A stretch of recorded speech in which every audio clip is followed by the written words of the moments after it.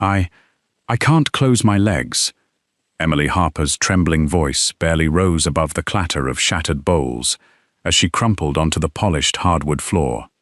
A tray loaded with scalding lobster bisque had exploded across her body only seconds earlier, soaking her uniform and burning through the thin fabric clinging to her thighs. Tears streamed down her cheeks as she instinctively tried to pull her legs together, only to cry out in fresh agony. "It hurts! Please! Somebody help me!" Instead of rushing to her side, a cruel laugh echoed through the crowded dining room. Maybe if she wasn't so clumsy, this wouldn't have happened. Several employees looked away. Others smirked. Not one of them moved. Then a chair scraped sharply across the floor. The sound sliced through every conversation in the restaurant. A tall man in an impeccably tailored black suit rose from his table with terrifying calm. Dark tattoos disappeared beneath his rolled sleeves as 6 silent bodyguards entered through separate doors, surrounding the dining room with military precision. Without saying a word, the stranger removed his expensive suit jacket and gently draped it over Emily's trembling legs, shielding her from dozens of staring eyes. Only then did he lift his gaze toward the restaurant manager. His voice remained perfectly controlled. "Lock every door." The room fell into absolute silence. "The person who pushed her," he continued quietly, "is walking out of this building today." A pause. But not as an employee. No one in the restaurant realized that the man kneeling beside the sobbing waitress wasn't simply a wealthy customer. He was Massimo De Lorenzo, the most feared Mafia boss in the Northeast. The dinner rush at Bella Vista had always been controlled chaos. Crystal glasses chimed softly beneath golden chandeliers. Servers glided between tables with polished smiles, while the open kitchen released waves of garlic butter, fresh herbs, and sizzling steaks into the elegant dining room. To every guest, it looked effortless. Emily Harper knew better. By 6:30 on a Friday evening, her feet already throbbed inside shoes that were half a size too small. 12 hours of standing had left her lower back aching, but she greeted every customer with the same warm smile she had practiced since her first day, nearly 4 years earlier. Kindness cost nothing. That was what her late mother had always told her, even when people didn't deserve it. Emily carried herself with quiet confidence, despite years of hearing whispered comments about her curvy figure. She wasn't petite like the women featured in the restaurant's promotional brochures, nor did she fit the polished image some of her co-workers believed represented luxury hospitality. Rachel Whitford reminded her of that almost every day. "There she goes," Rachel muttered, while polishing wine glasses behind the service station.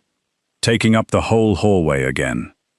2 younger servers laughed under their breath. Emily pretended not to hear. She had become an expert at pretending the jokes didn't sting, pretending the whispered insults weren't real, pretending the schedules that always assigned her the heaviest sections were simple coincidence. Only one person consistently treated her with genuine respect. Grace Donovan, the restaurant's oldest waitress, quietly squeezed Emily's shoulder while passing by. "Ignore them," Emily smiled. "I'm trying."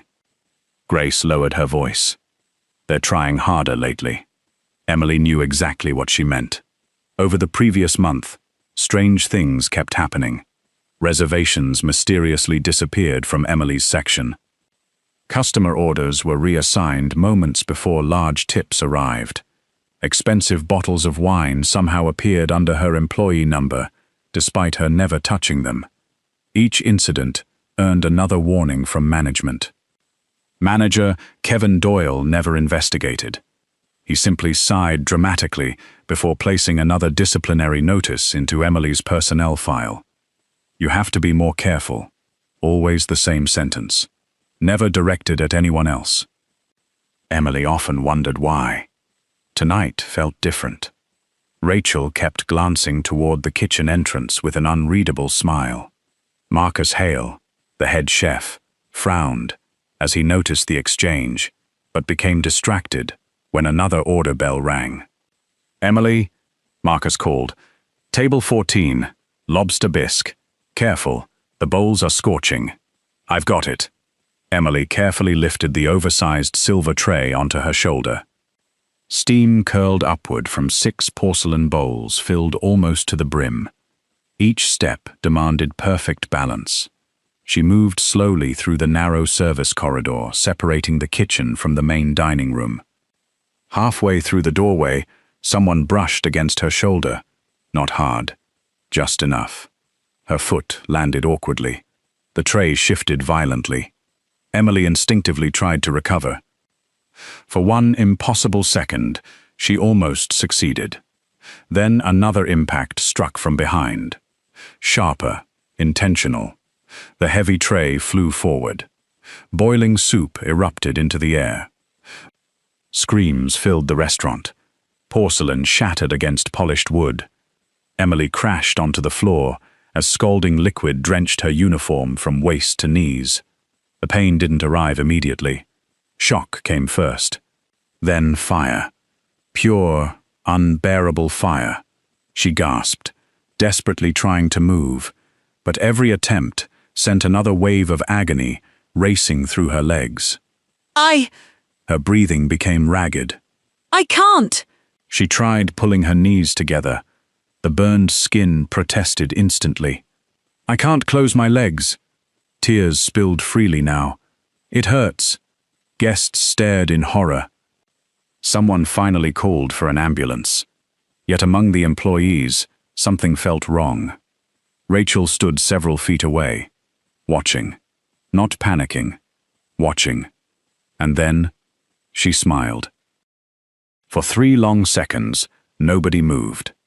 The dining room remained frozen beneath the soft glow of crystal chandeliers, while Emily's painful sobs echoed across the polished hardwood floor. Customers stared in disbelief. Several diners instinctively reached for their phones, uncertain whether to call emergency services or record what they were witnessing. Rachel finally broke the silence. "Oh my God!" she exclaimed dramatically, covering her mouth. "Emily, how could you be so careless?" Her performance was flawless. Anyone who hadn't witnessed the collision would have believed she was genuinely concerned.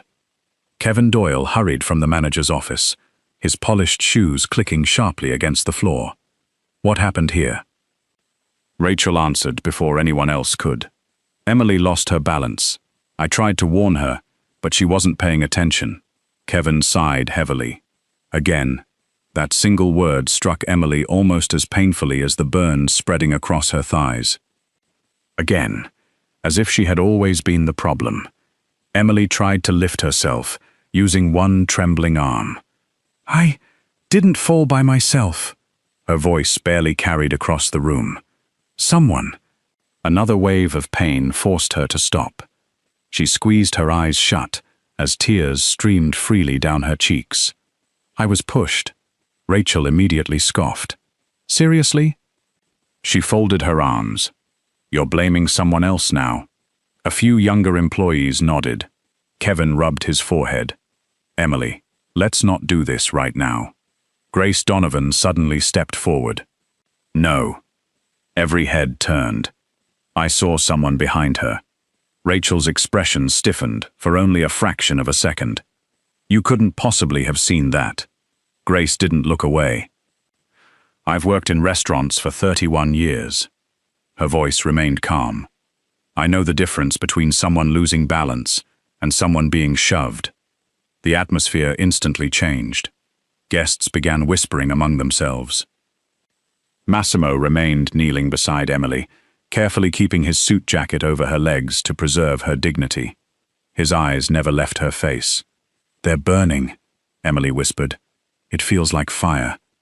Massimo removed a clean linen napkin from the table beside him and gently placed it beneath her head. "Look at me." Emily struggled to focus. "My name," his voice stayed remarkably calm, "is Massimo. You are safe now. No one will touch you again." For reasons she couldn't explain, Emily believed him. Not because of his expensive clothes, Not because of the 6 enormous men silently standing around the restaurant. Because his eyes held something she hadn't seen in a very long time. Absolute certainty. One of the bodyguards stepped closer. "Boss." Massimo gave the smallest nod. "Lock every entrance." The command was delivered without raising his voice. Heavy metal locks clicked almost simultaneously.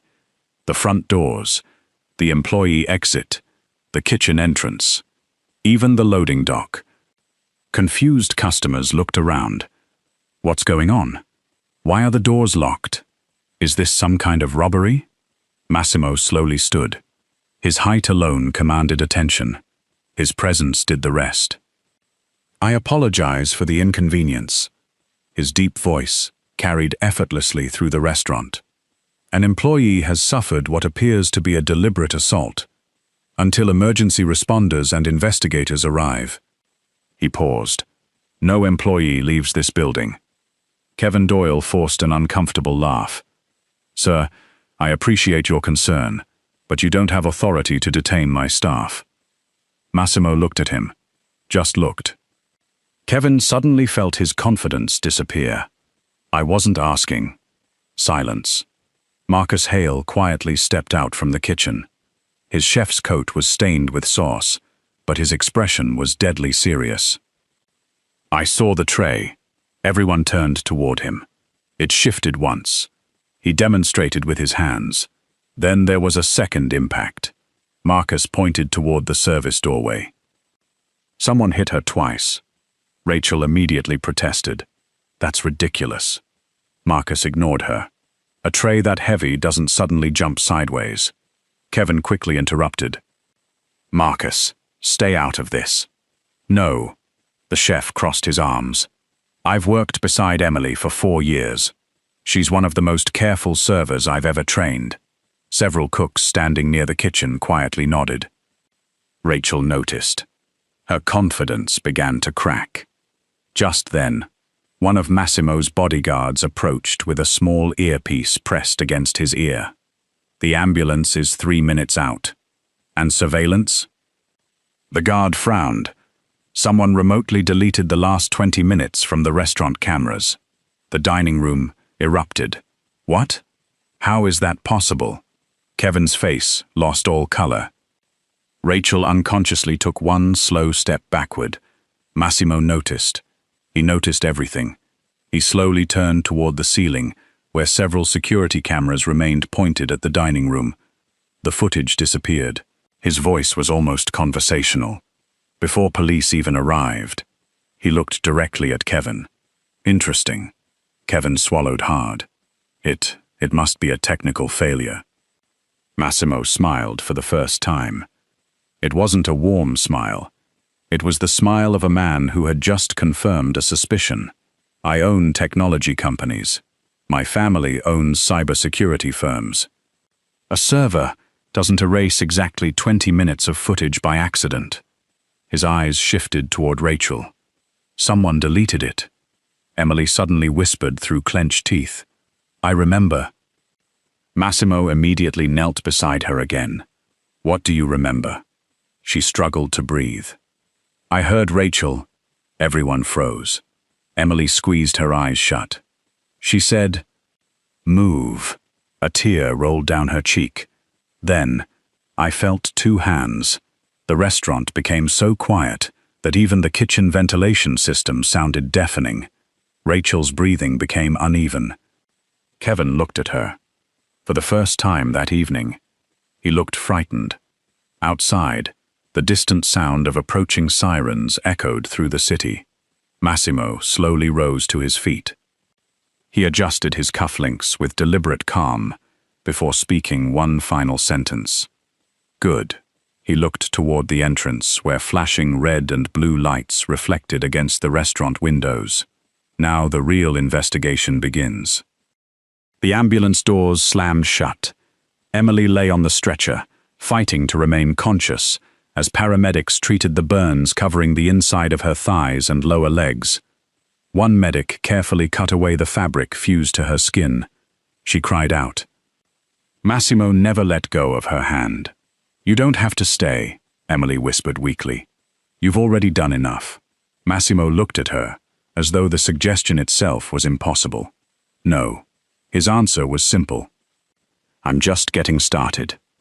The ambulance disappeared into the night. Only after its flashing lights vanished did Massimo finally turn back toward Bella Vista. His expression changed completely.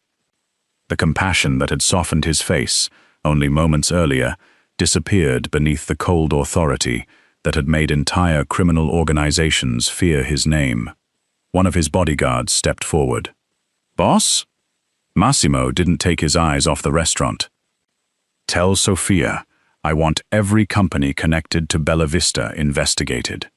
The guard nodded. Restaurants only? Massimo slowly shook his head. No. I want the parent corporation. The payroll company. The accounting firm. The vendors. The investors. Everything. If this wasn't an accident, then someone has been making money from it. Less than 1 hour later, the executive conference room inside De Lorenzo Holdings overlooked the city skyline. Unlike the luxurious dining room downstairs, this room contained almost nothing decorative. A long black table, several monitors, dozens of encrypted files, and Sofia De Lorenzo, Massimo's younger sister, chief financial officer, certified forensic accountant, one of the few people capable of following dirty money across international borders. She barely looked up as Massimo entered. I already started. Massimo raised an eyebrow. You assumed I'd ask. You looked angry. She smiled faintly. That usually means someone committed financial fraud. Marcus Hale sat beside her, still wearing his chef's jacket. I gave them permission to interview me. Massimo nodded. Good. Sofia tapped several keys. Bella Vista's corporate structure appeared across the wall-sized monitor. At first glance, everything looks legitimate.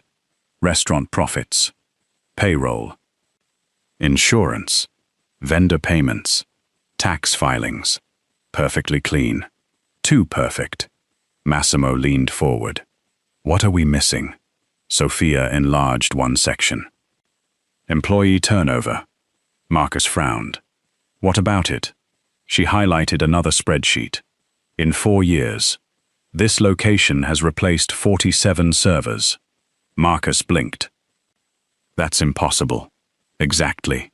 The industry average is high, but not this high. She continued typing. Most resigned after less than 6 months. Massimo folded his arms. Compensation claims? None. Lawsuits? None. Exit interviews? Missing. Marcus looked increasingly uncomfortable. Emily always wondered why people disappeared. Sofia nodded. They didn't just disappear. They were replaced. She opened another file. Every resignation had something in common. Each employee left after receiving multiple disciplinary warnings. Broken glasses, missing orders, customer complaints, cash shortages. The same pattern. Again, and again, and again. Marcus slowly sat back.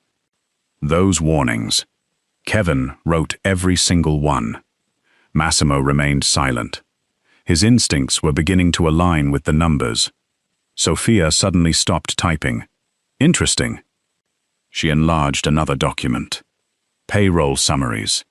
What? Massimo asked. She pointed toward several employee identification numbers. Look carefully. Marcus leaned closer. I don't understand. Sofia highlighted 4 names. These employees supposedly resigned. She highlighted another report. But someone kept collecting their salaries. Silence. Marcus stared. That's impossible. No. Sofia answered quietly. It's payroll fraud. She opened another spreadsheet.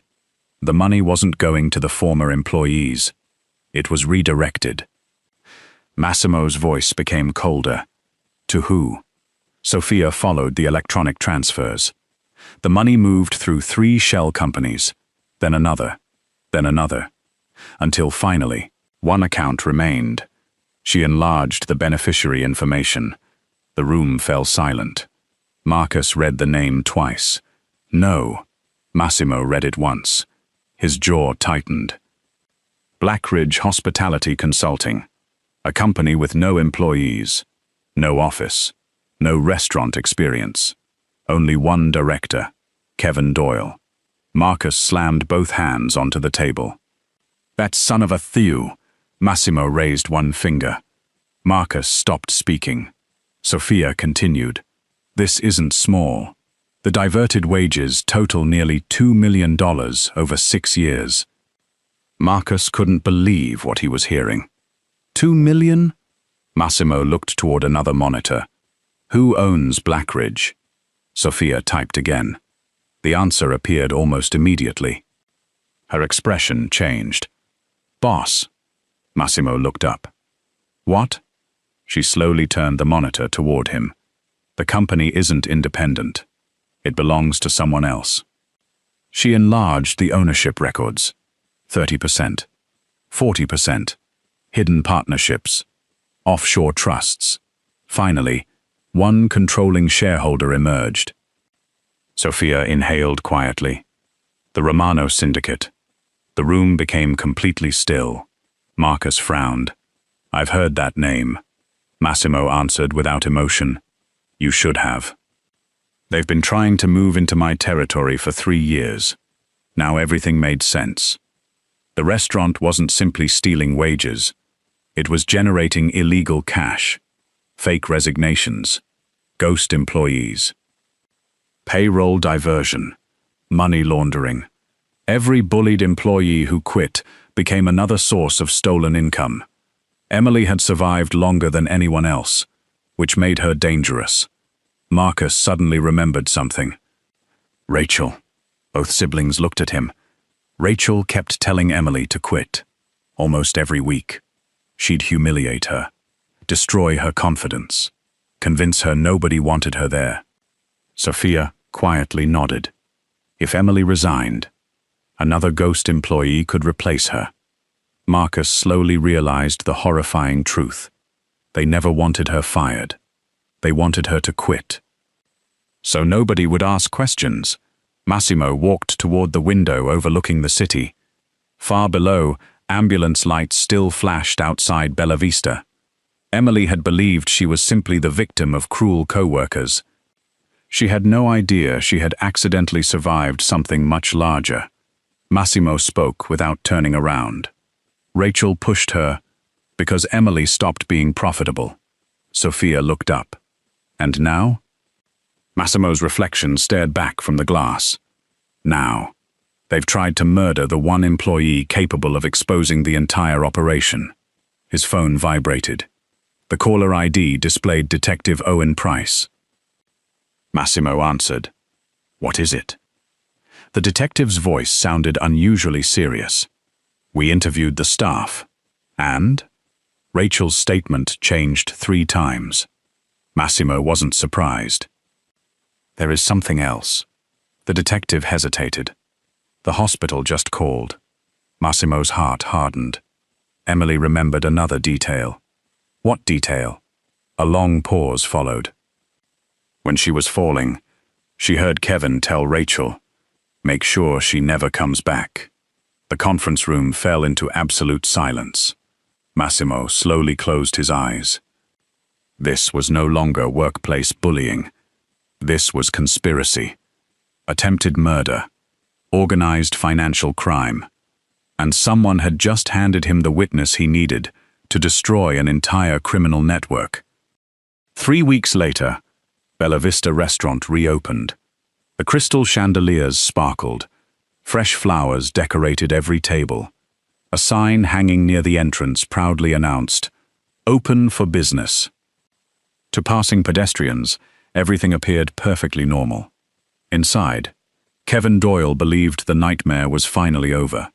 Rachel had been suspended. The police investigation had slowed. Insurance inspectors had finished their reports.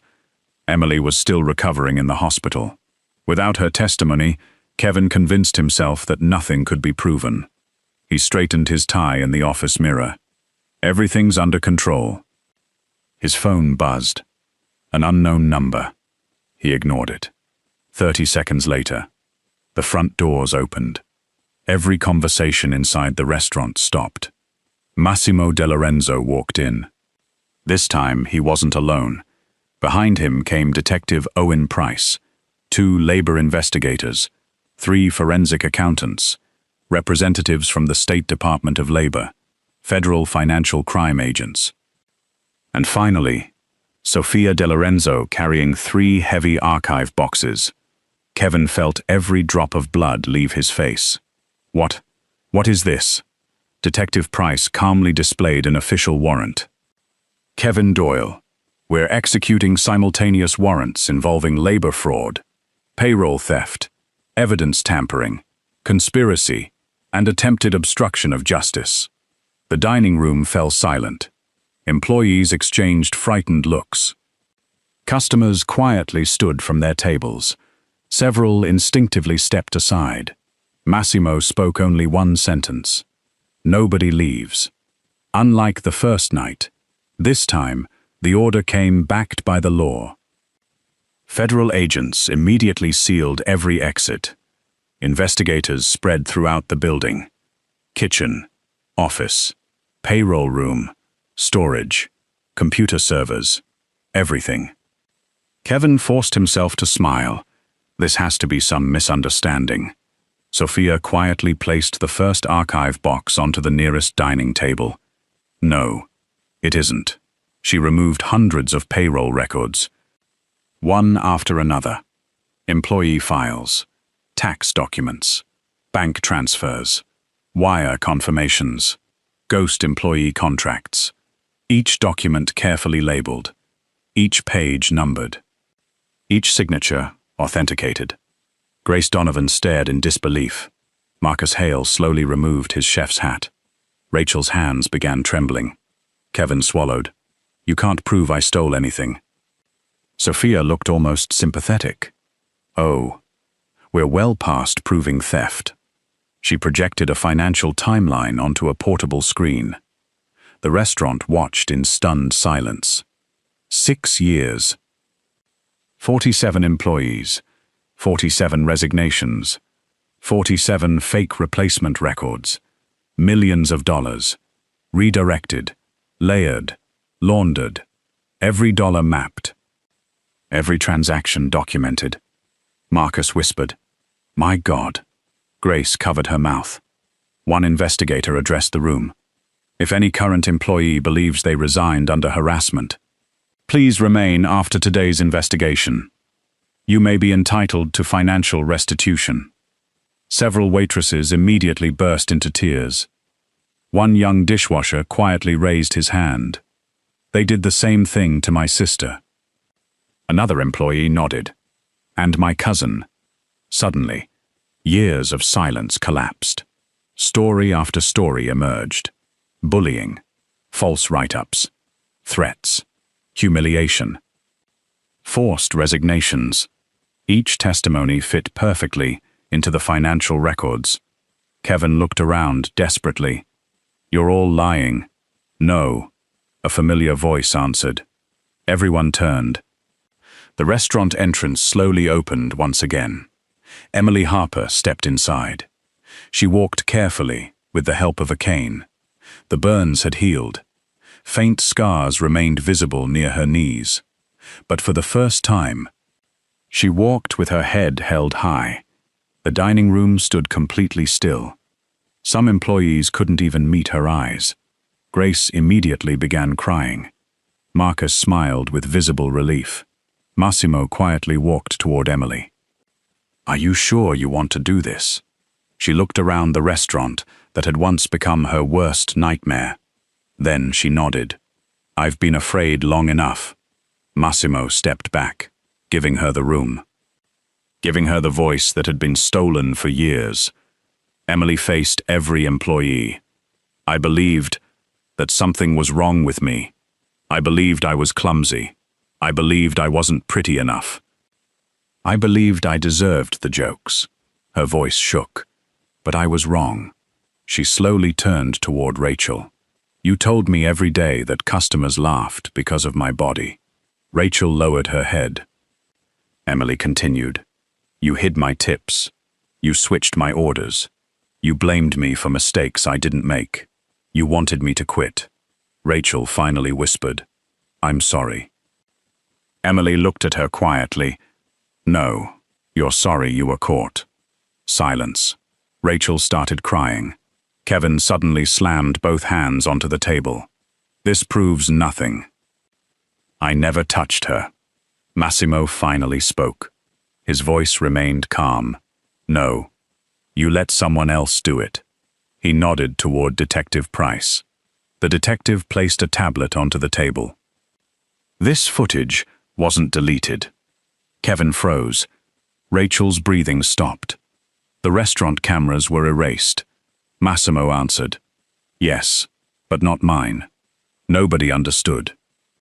Massimo enlarged another video, one recorded from a private security camera hidden across the street. The angle showed the restaurant entrance through the front windows, crystal clear. Everyone watched. Emily carrying the soup, Rachel looking behind her, Kevin giving a small nod, Rachel stepping forward. First shove, Emily recovering. Second shove, the tray flying, the soup exploding. Every frame, every movement, undeniable. The entire restaurant watched in absolute silence. Rachel collapsed into a chair. Kevin's face turned completely white. Detective Price calmly handcuffed Kevin first. You are under arrest. Rachel began sobbing uncontrollably. I never meant... Emily quietly interrupted. I know. You only meant to destroy my life. Federal agents escorted Kevin toward the exit. As he passed Massimo, he whispered bitterly, You think you won? Massimo looked at him without emotion. No, Emily won.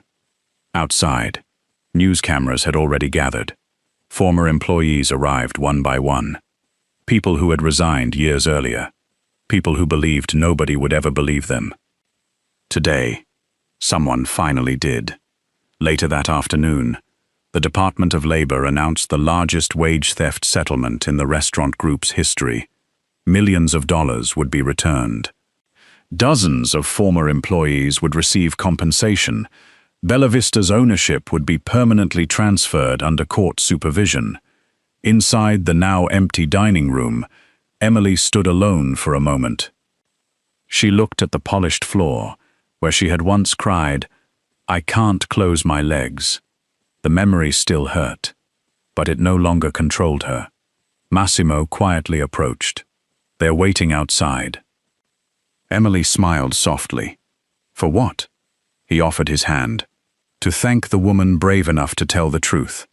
Emily looked at his hand, then at the sunlight pouring through the restaurant windows.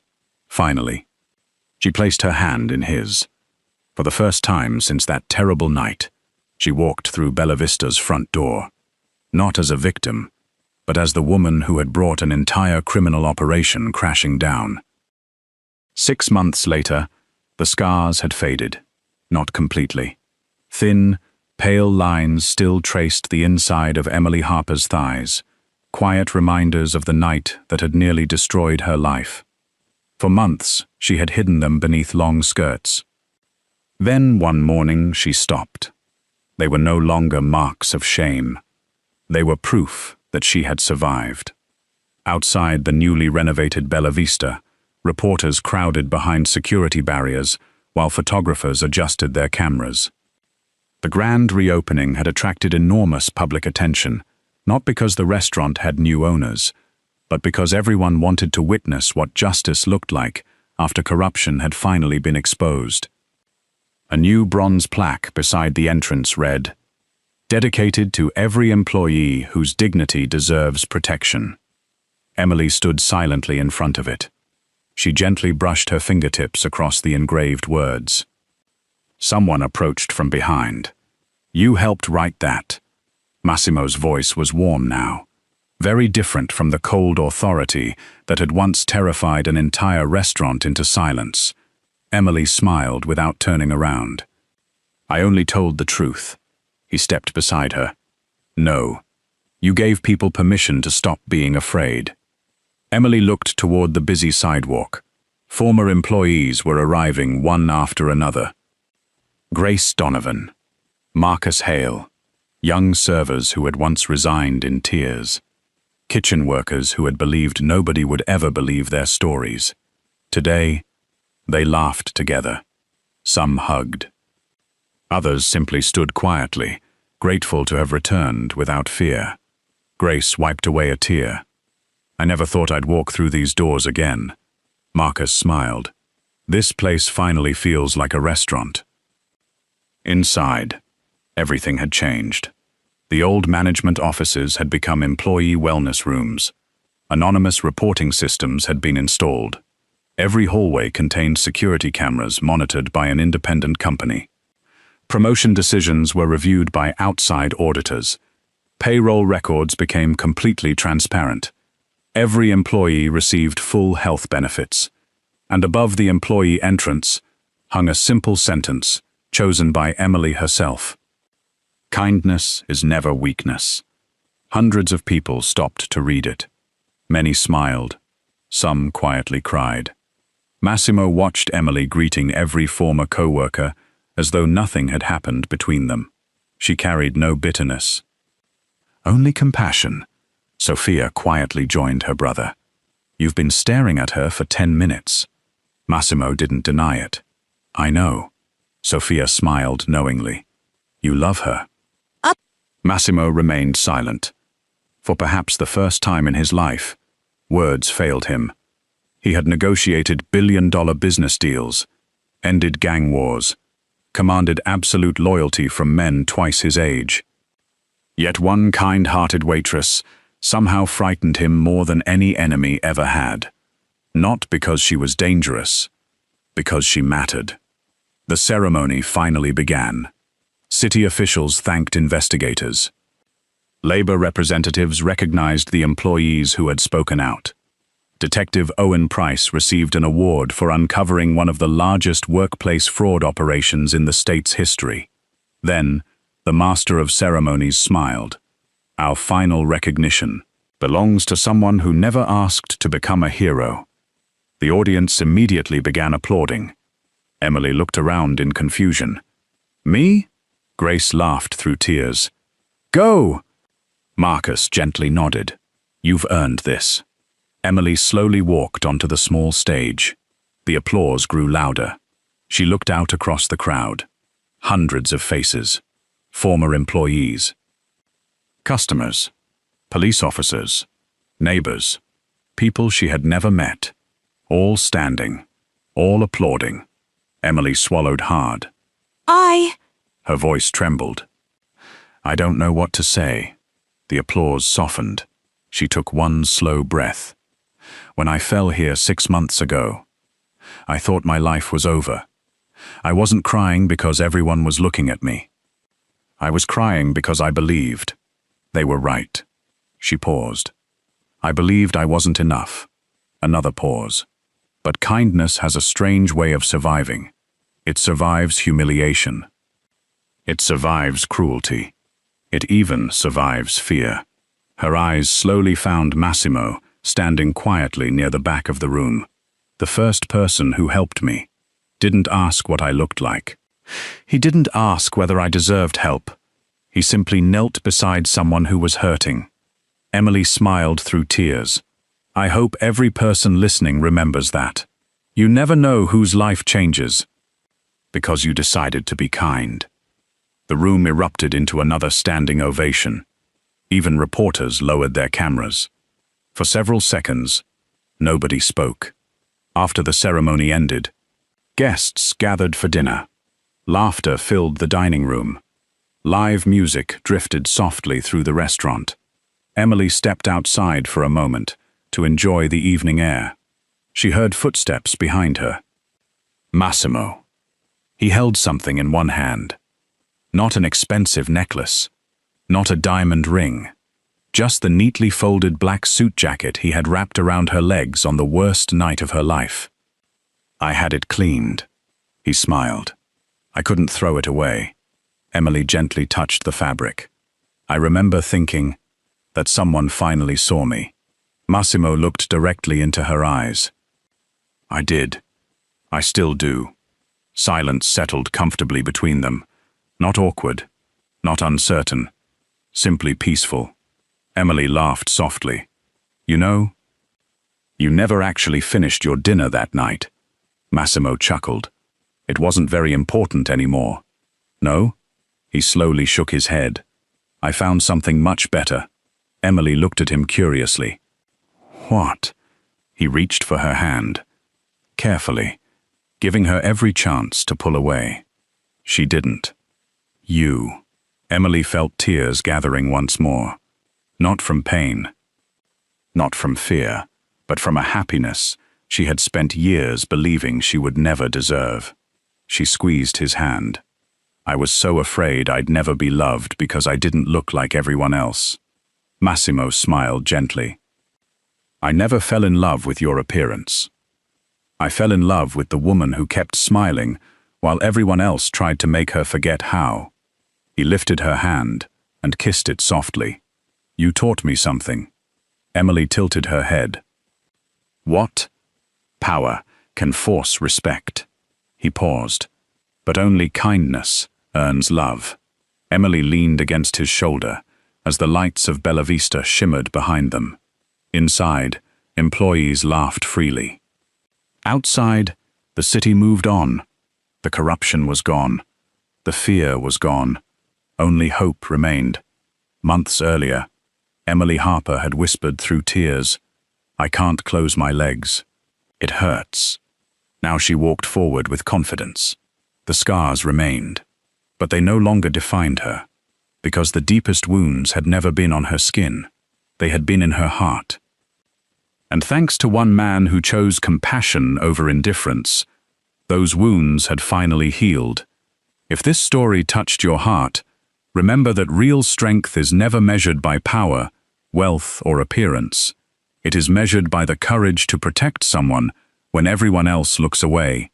If you enjoyed this story, please like the video, subscribe to the channel, and share it with someone who believes kindness can still change a life.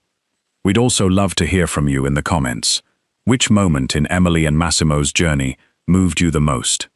Thank you for watching until the very end, and we'll see you in the next story.